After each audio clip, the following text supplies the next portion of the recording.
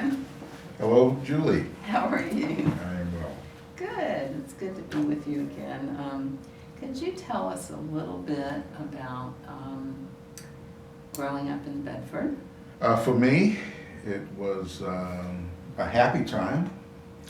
I was born in 1952, not far from this location. My parents both worked in Bedford, and a lot of my family was in Bedford. All of my dad's relatives were located in the Bedford area. About 75% of my mother's family was here. I was sort of a little active kid. I like to do things. I like to build things. I like to just do odds and ends, but I was an outdoors person. I liked to play out. My mom did not have to send me outside. When it probably got around to school time, I spent all of my elementary school at the Bridge Street Elementary School on Bridge Street, formerly Bedford Training School. I started in 1958, and I believe that would have taken me to 1965 for the 7 grades that I spent there. I did attend Susie Gibson High School for 2 years, 8th and 9th grades. But in the 9th grade, I elected to take advantage of the freedom of choice option, as was the case in so many of the southern states now. It was an effort to avoid integration in a way, but they gave students the option to go to any school they wished to. And before that, you didn't have an option. It was You did not have an option before freedom of choice. You were sent to the school that they sort of choose for you. And there's a broad history of the segregated schools in Bedford County as well as other counties. What I later probably considered most in my thinking was that Bedford County is the 5th largest county in the state. Geographically, yeah. Geographically, therefore, a lot of geographic area had to be covered with the school system. It was not really important to me until later that the choice was made to bring all of Bedford County's students together on the high school level into one building, and that started with the Bedford Training School. Continued on with Susie D. Gibson High School. The elementary schools, of course, were scattered about, but at Bridge Street Elementary, we did have an assortment of kids coming in from some areas out in the county.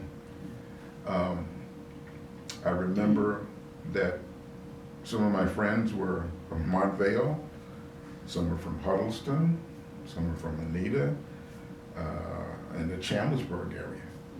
And of course that continued on with my 2 years at Susie Gibson. Later on I discovered that two of my teachers at Bridge Street formerly taught at County Ridge. Mrs. Thelma Menace, she actually was my next door neighbor on Orange Street, and Mrs. Mary Dawson Miller, whom I knew very well, and actually knew her family well. So our families were relatively close, and some of that was because of our church affiliation with Washington Street Baptist Church.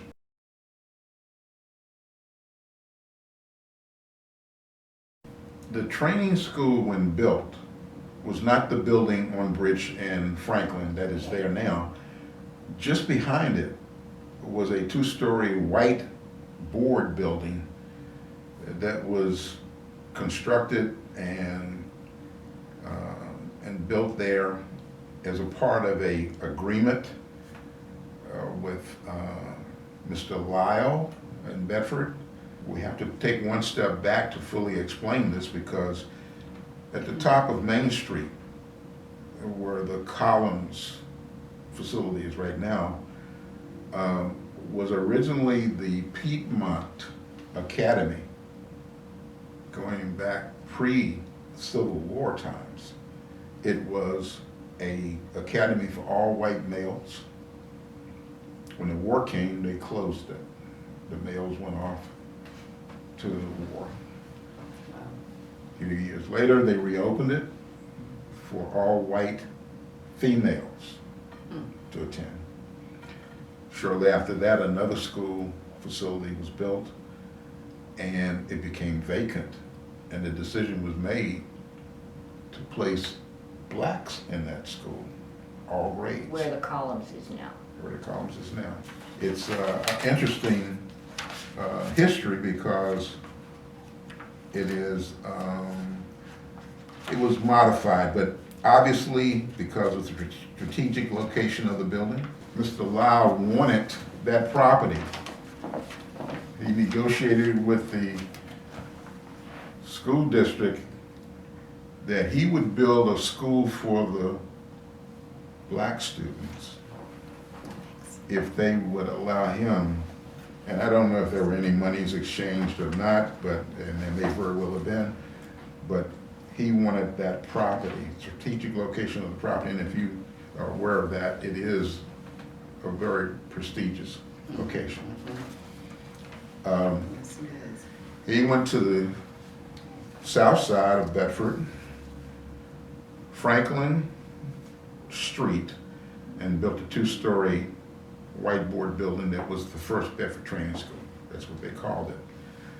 It was not built with the highest of quality and soon became outgrown and was failing in maintenance and upkeep, and decision made to build a new school, which is now what you see, the brick building. The brick building was brought up towards Bridge Street. The old building sat behind it. So just the name of Bridge Street came into play when it was turned into an elementary school, but it was Bedford Training School prior to that.